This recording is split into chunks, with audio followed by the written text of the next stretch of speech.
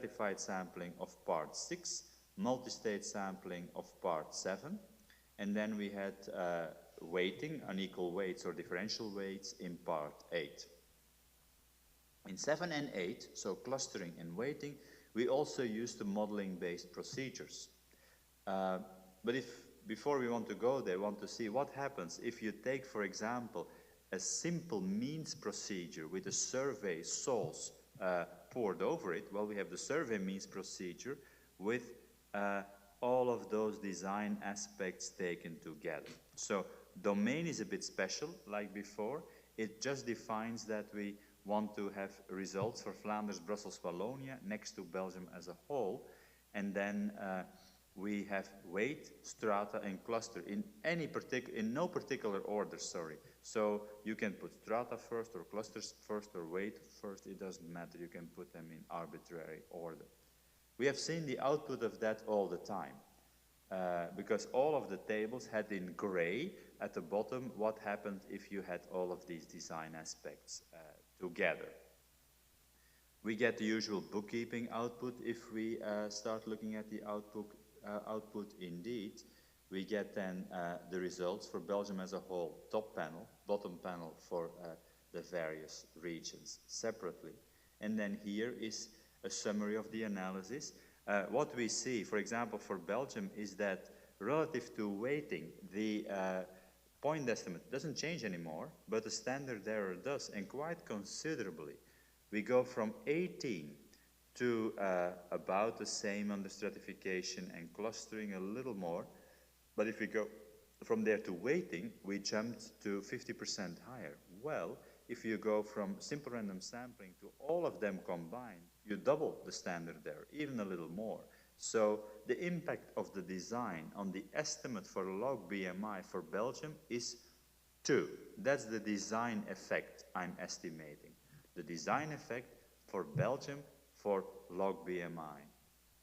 If I do that for Brussels, I go from 33 to 48. Rounding figures a little bit, that's 1.5, that's not 2. And that is because there is a correction in point estimate for Belgium for which I pay, because the regions are sampled with unequal selection probabilities, which of course doesn't play within a region, and that's why the effect of the design there is a little smaller. For VOOC score, I go from 90 to 145, or 148, or let's say 150. From 90 to 150, that's an increase by 67%. So design effect 1.67. Okay, I can go on like that and say, for example, one more. For GP, I go from 30 to 40, which is an increase of 30%, quite a bit less so, etc. Okay, linear regression, same story as before. I have survey reg, for example. Then I have my 3 design aspects, strata, cluster, weight, and my model at this time doesn't include predictor variables. So regression without predictor variables is nothing but mean estimation. It's as simple as that. All right, proc mixed, same story as before. I have my mixed procedure. I can correct for the weight. Do I correct for the clustering? Yes. So the random statement corrects for the clustering. Subject is household. The weight statement corrects for the weighting. So that's why in the summary tables you will see weight plus clustering, and that means not a stratification. But wait a minute. The weights are different from regions, and I do take that into account, yes. So I take into account the most important aspect associated to stratification, the differential selection probability. What else is there? Well, the very fact that once I stratify, the sample sizes for the regions are fixed. They cannot vary from sample to sample. But that's such a minor point in a large sample that you don't notice that in the results. So we actually correct in this way for all there is to correct about weights, about the most important aspect of multi-state sampling, the households. But incidentally, if you insist on having the household together with the town, you can do that. You can have a subject is town and a subject is household at the same time, no problem. And you correct for almost everything related to stratification. So this is pretty much a full correction. By region, if you add that, you would do the analysis also for each of the regions separately. Okay, so here are the results as we've seen them many times before. And if you properly take robust estimation, you do get correct standard errors. If you don't do that, they're slightly off. Okay, logistic regression. Well, I can be brief about that. It's the same story. The mean estimation is now doubled up by survey logistic with the one caveat that this is not estimating pi directly, it's estimating it indirectly through the logit, or rather the inverse logit. Well, I wrote alpha. I should actually write beta instead. Let me do that. Beta, as we used it before, put a minus sign in front of it, and that's what we use here. Okay, GenMod would do the GE version of it, and again, we correct for the weights. We allow for the household. It's the same story. I correct for the same design aspects. Glimmix, same story. I correct for household, so clustering, and I correct for the unequal selection probabilities. Other than that, the programs are still the same as they were in earlier version. And finally, with NL mixed, is it the same? Yeah, except that now I do correct with the random statement for household, but this procedure does not directly allow me to take the weight into account. I would have to use a certain number of tricks, so it's not the same here. Okay, so I get here the output of what I did before, and now NL mixed is not added here, so we see the procedures that we have added now. And as I said, for stable GP, we have the all corrections with the survey means and survey logistic, and then clustering and weighting and stratification implicitly. So again, almost everything for the GenMod and Glimmix procedures. All right, the design effect, it was just introduced.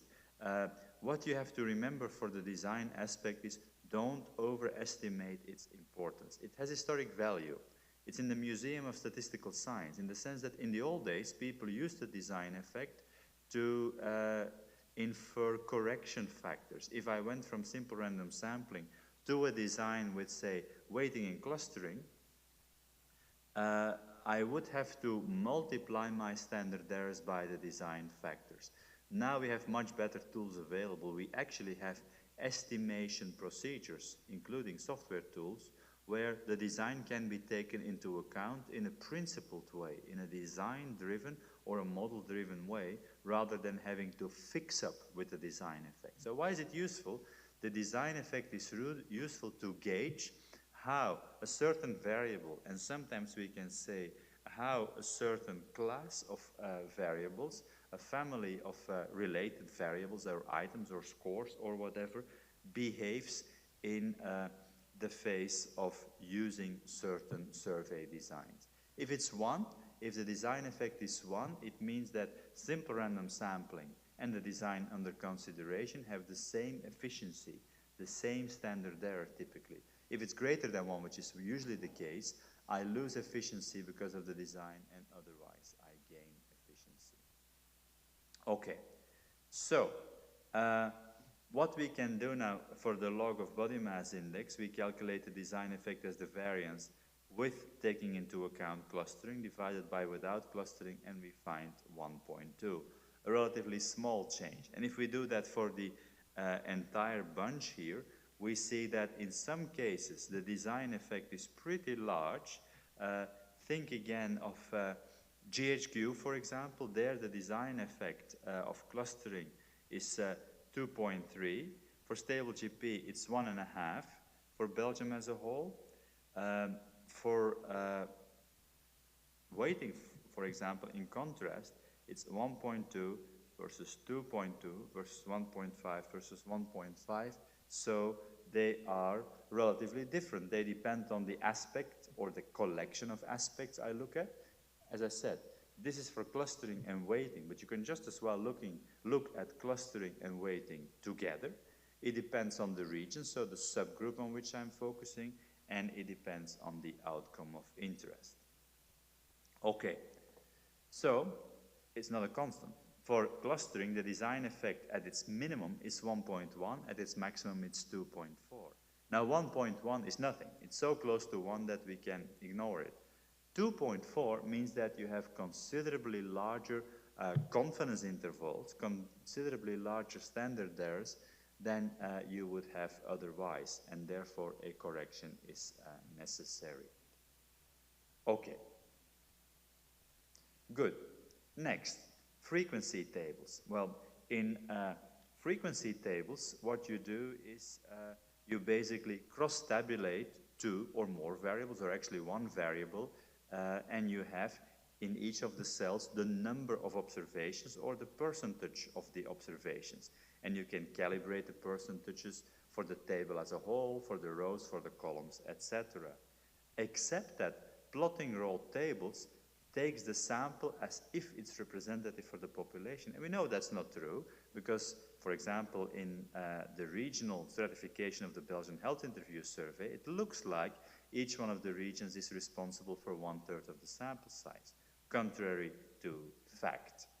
So, should we then perhaps start thinking about also correcting contingency tables? The answer is yes. So, in the first ProgFrec here, I have my data set for the country as a whole. The second one is for the various regions, because there I tabulate regions versus having a stable GP, whereas here I just look at stable GP. How do I correct for the design here? Well, not at all. Yeah, but regions, well, I just indicate that I'm interested in regional specific estimates. And it comes in handy that I stratified for regions, but that's not really necessary.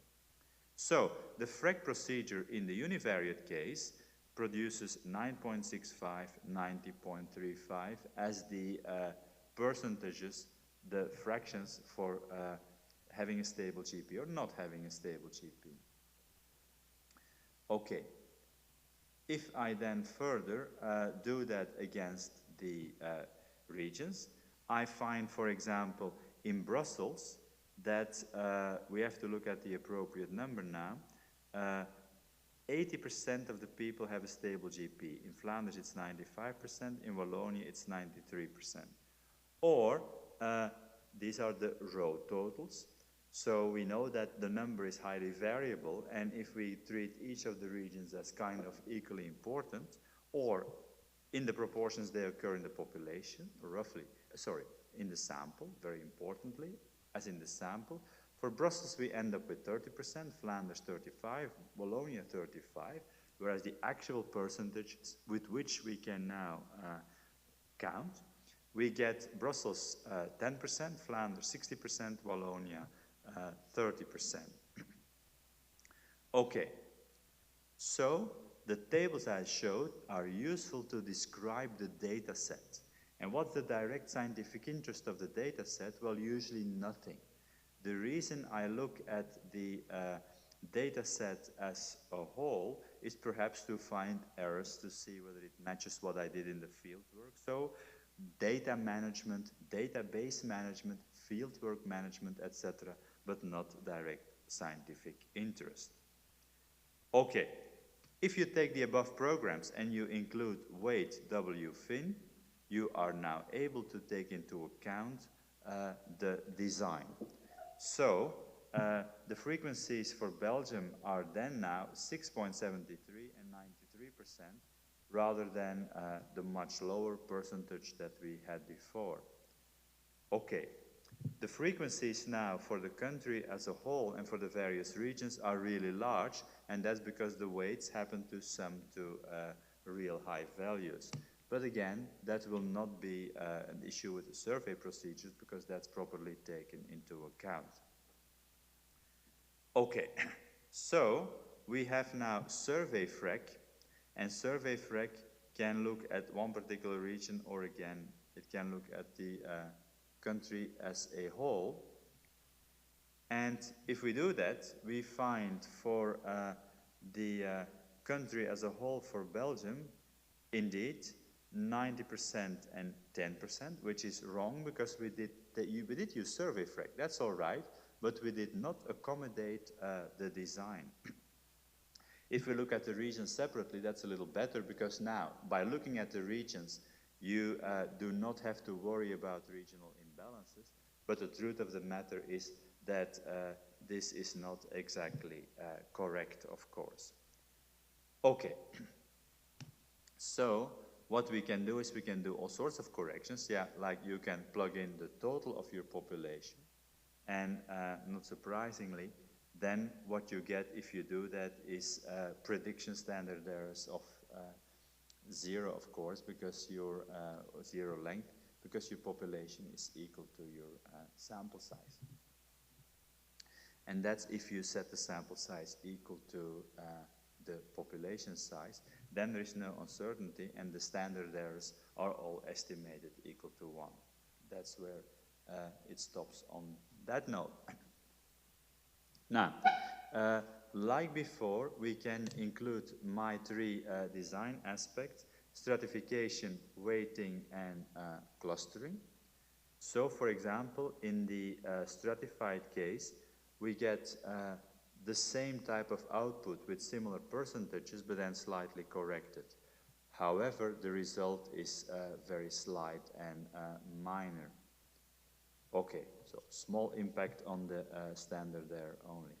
If we do the same thing for weighting, there we find that the total proportion is not 90% but 93%, so there the correct estimation is done. Now, often people say, but if you present a contingency table, you should reproduce the data. Well, whoever said that? We should not reproduce the data. We should estimate the quantities of interest, the estimates, the scientific quantities of interest that we find in the population as a whole. And therefore, it's comforting to see that we get the 93% indeed in this case. Okay, so we now get the same conclusions as we found before. If we do the same thing for clustering, same story, we get the same initial simple random sampling estimates, but a slightly changed, a slightly larger standard error. How come the point estimate no longer changes? Well, because if you correct for clustering, but for clustering only, as a consequence, you do not correct for weighting, or you do not correct for anything else, and you get one of those effects at a time. So if you want to combine all 3, take your survey frag procedure and include all 3. And then you get the bookkeeping information and finally your output with proper point estimates and proper standard errors indeed at the end of the day. Okay. If you do not get the marginal percentages, you can do that by region separately, and then you get the, first of all, the total results, and then you get the results for each one of the regions separately. So for Brussels, we get a table like this. We get a table like this for Flanders, and we finally get one for Wallonia, one after the other. Okay, so that brings me to the end of what I wanted to do in chapter 22, which is we reviewed, on the one hand, the simple estimates, means and proportions, and then we extended that to frequency tables indeed. Okay.